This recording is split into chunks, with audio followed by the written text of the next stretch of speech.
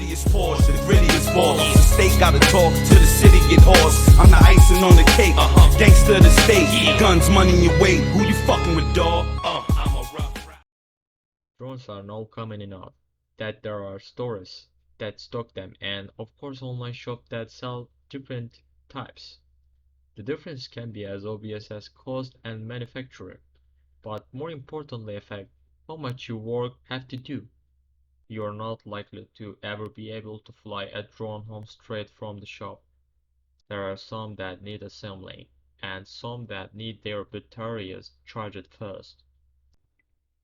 RTF. RTF means ready to fly. It means that you will be able to fly it more or less straight out of the box. You will need to charge up the drone's batteries, perhaps put on the rudder's blades, and bind the drone with the controller. Binding is drone equivalent of pairing your phone with a Bluetooth device. RTF drones are a good choice for beginners. They can be more expensive though, as they are aimed at the broader range of users and are capable of doing lots of things. BNF. This stands for Bind and Fly.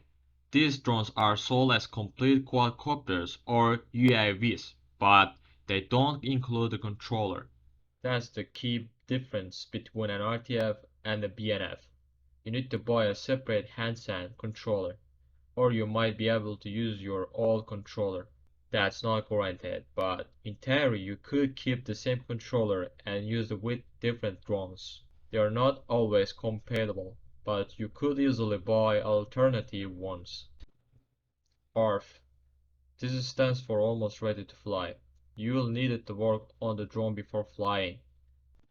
This can mean as little as assembling it, but you might not get a controller or transmitter receiver for the drone to be controllable, or the flight control computer that makes flying the drone physically possible.